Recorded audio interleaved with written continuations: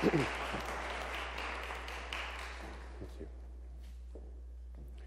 In what sense do we hear? Or with what sense do we hear? At Columbia, I teach a class called Music Humanities, where students learn about the great works of Bach, Haydn, Mozart, and of course Beethoven, a composer I can usually guarantee the students already know at least something about. Beethoven is ground zero for the myth of the isolated artist, the misunderstood genius suffering for his art. The core of that suffering was, of course, his deafness, the ironic affliction which really solidified Beethoven's central role in our collective imagination. So you can imagine my surprise then last semester when, on written assignments and in class, not one, not two, but 3 different students referred to Beethoven's blindness. They had clearly mixed something up, but I was willing to give them a bit of poetic license and myself reflect on what ways was Beethoven blind. Musical color is in fact a real thing, or real enough, I will argue today, and Beethoven very well might have been blind to it. Many composers of the past were considered master colorists in their vivid use of the instruments of the orchestra or their vibrant harmonic language, but Beethoven is not typically considered one of them. But what do we mean by musical color anyway? Je vous joue les deux, voilà la gamme partant. Et voilà la seconde notation. C'est une couleur beaucoup plus chaude. Vous êtes d'accord, la première est plus froide, la seconde est plus chaude. Nous sommes d'accord sur ce point. Vous êtes d'accord pour un gris-violet pour la première? Ils sont toujours très inquiets pour les couleurs.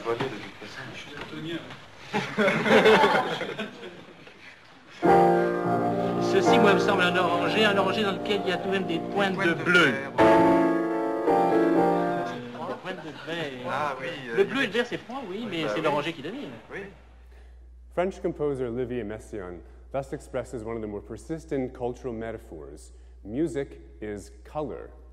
The students gathered around him don't seem so certain, though. Mere synesthesia, they might be thinking, itself a slightly dubious condition, I think, in which a person consistently and involuntarily associates, say, tastes with colors, numbers with flavors, a kind of sensory cross-wiring. If it exists as a neurological condition, it is extremely rare and very difficult to study. Messiaen, though, claims to have had it and profoundly associated sound with color, sometimes to an astonishingly precise degree. A certain harmony once elicited the following colorful description from him. There is much to unpack here, however, which will move us beyond the personal quirks of one French genius towards something more universal. Messiaen's synesthetic slippage, harmony is color, is in fact twofold. Harmony and color also seem to display temperature, cool or warm, as Messiaen notes in the video. And it is in fact quite common to map temperature to color and vice versa. Reds, blues and greens on the temperature scale are typically cooler, whereas yellows and reds are typically warmer. If these are instances of culture-wide synesthesia, then they are deeply intuitive, because they are based on our experience of reality, of living in a world with red fire and blue ice. These are quite different metaphorical mappings than Messiaen's fanciful, poetic Prussian blue fantasies. They are more fundamental and perhaps universal. They are, to quote a phrase from Lakoff Johnson's groundbreaking study, metaphors to live by. Metaphor here is no mere poetic device, but the very way that humans make sense of our world, by understanding new concepts through familiar concepts. A train is an iron horse.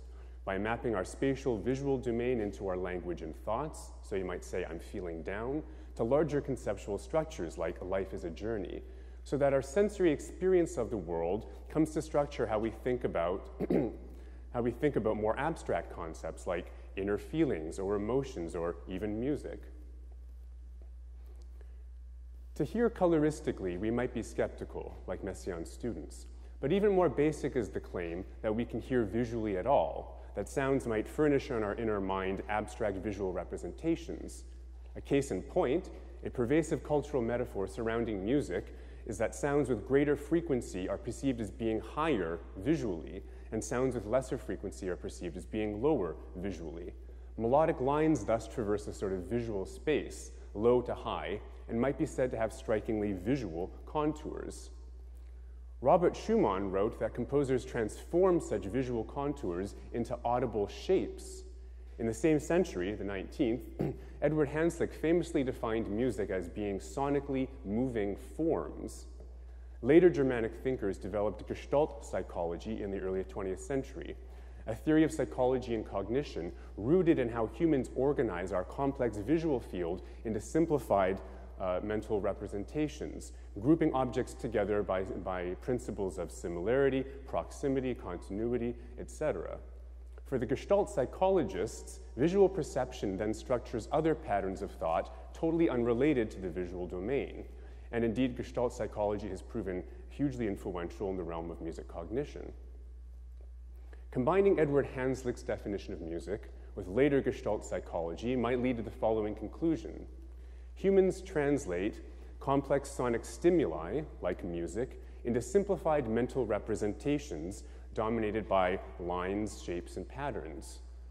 But according to Hanslick, music is already such sonic forms. To hear them as such is not a metaphor or a translation or an instance of synesthesia. To hear music as moving shapes is simply to hear music. The history of music notation actually grows out of this intuitive mapping of sound to shape. About 1,000 years ago, a bunch of monks began doodling shapes above words to help them remember how the plain chant tunes went. Upward curves to represent rising melodic figures, downward swoops to represent falling cadential figures, and so on. These visualizations served as a sort of mnemonic device, helping the monks to remember how to change their voice when singing the tune. Similarly, diacritic marks in languages like French instruct the reader how to change their voice when pronouncing a word. They notate sound visually. The aigu accent mark, for instance, represents an intonational rise or a brightening of the vowel and thus slants upward versus the downward slanting grave accent. Et, eh. Et, eh. You'll have to pardon my French. Brighter is up, et, in this particular metaphor to live by. And we all understand this, even if we don't read French, even if we don't read music, seemingly by intuition. Music notation in later developments bypassed mere mnemonic devices to become a sort of visual art form in its own right. Often dubbed Augenmusik or eye music, this eccentric off-branching of music notation's colorful history is often dismissed by critics as mannerist, an art form taken to its absurd limits. Close your eyes and listen. Who can hear the heart? Our skeptic might say. Belle, bonne, sage, belle, bonne, sage,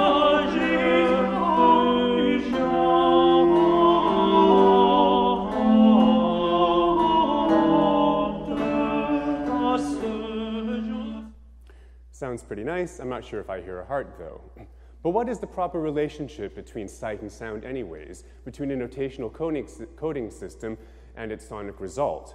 The whole history of aesthetics might be aptly summarized as interrogating that relationship of the various senses and arts to each other, alternately calling for their unity or demanding that they be separated. We might just ask, as Jean-Luc Nancy once did, why are there several arts and not just one? Personally, I fantasize about a sort of artistic Pangea, that monolithic landmass from which the Earth's various continents slowly drifted apart. In this view, the arts themselves are already possessed by a form of mass synesthesia, which might just be a nice name for our hypothetical Pangea of the arts. Our senses aren't cross-wired, the arts themselves are, and when we attribute something like color to sound, or sound to color, we are simply paying homage to lingering traces of that lost artistic supercontinent. The various regimes of art making only lead us to falsely believe that the arts are distinct and governed by discrete sense modalities. Eyes are for painting, ears are for music. The arts themselves would have it otherwise. Despite the claims of critics like Clement Greenberg, who bemoaned the intermixing of the arts as decadent, one art form in particular intermixes and thus unifies all the various fragmented art forms back together: language. For if language structures thought, then our experience of art And our reflections on that experience, mediated through language, is bound to synesthetic slipperiness, since language itself glides across all of our various senses with total ease. We experience the world through our senses, yes, but we also experience the world through our language, through our thoughts and reflections. In some ways, we experience the world through our language with all of its sensory promiscuities and synesthetic confusions. When does signification happen during the process of cognition? Is it immediate? Is it after momentary reflection? Does it happen or change when we report on it verbally? I propose the following flowchart to elucidate the difference, as I see it, between cognition and signification. So here we have some sort of exterior stimulus, which you can call sound. Maybe it's music, maybe it's not. This enters into our brain through a sense modality. Hearing, I put the ear, though I also think the eyes are involved if you're reading music. The whole body is involved if you're perhaps dancing along as well, but primarily through the ears, let's say. Then there's some sort of process of linguistic encoding, when a best fit pairing is sought between our lexicon, our sort of total vocabulary of words, and our raw experience itself.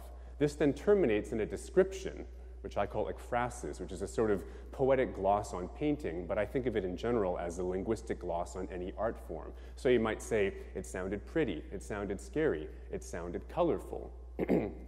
So music gets encoded as colorful somewhere in that reflection stage, when the brain is most active converting raw sensory data into something more meaningful. The raw data of sound and music is, of course, rotations of air, which activate tiny hairs in our cochlea, are converted to electric signal, and then sent to our brain for further processing. We call that whole remarkable process hearing. Sight, similarly, involves the conversion of light intensities into electrochemical impulses sent to the brain for further processing via the optic nerve. Sir Isaac Newton may have been the first to propose a link between light waves and sound waves, between visual perception and acoustic perception. Both make use of the concept of frequency. Both are measured using frequency. Both make use of the concept of chroma as a measure of saturation or intensity, et cetera, et cetera. So we can see here that there's been attempts made over these years to map directly the frequencies of the color spectrum to the frequencies of the sound spectrum with decidedly mixed results. We have the chromatic scale and the white and black notes on the piano, and then we have these sort of colors of the rainbow, and you can see there's been no real agreement over the years on what the proper relationship between these two kinds of frequencies should be. Thus, music cognition is awkwardly caught sometimes between science and poetics.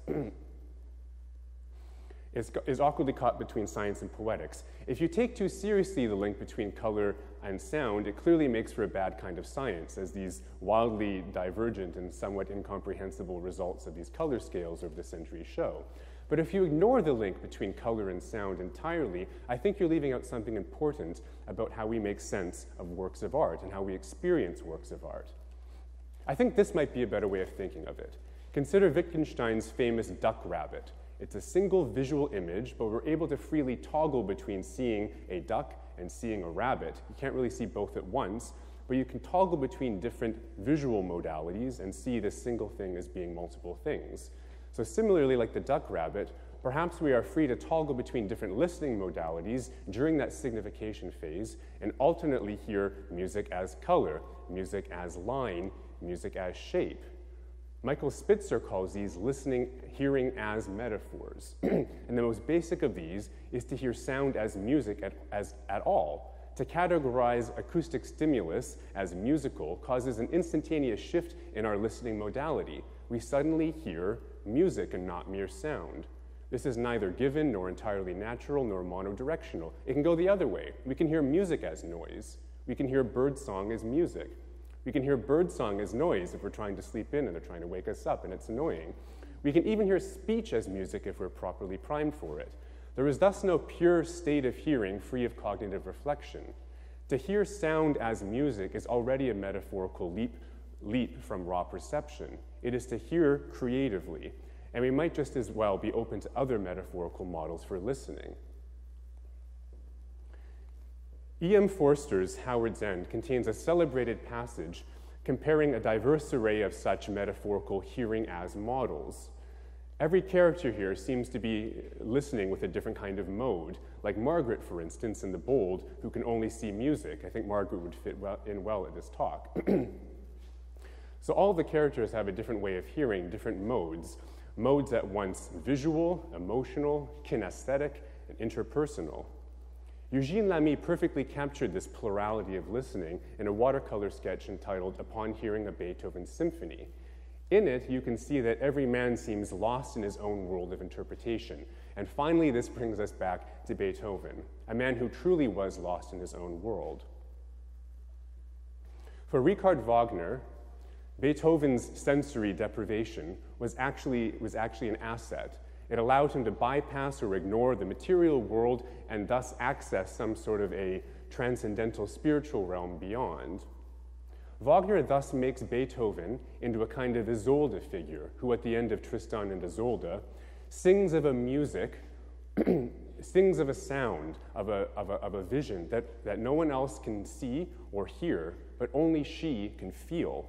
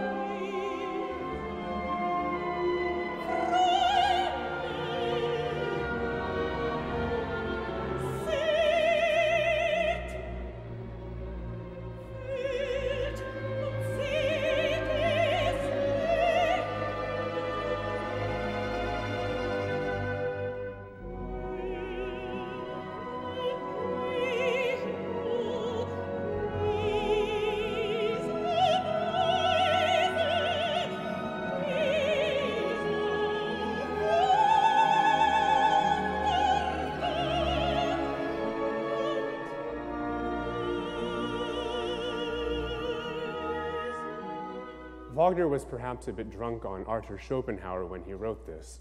Schopenhauer, who conceived of music as being somehow extra-sensual, as being beyond the senses. So music beyond perception, music not to hear nor see, but a music to feel? Yes, and too fitting for our deaf or blind composer. Thank you.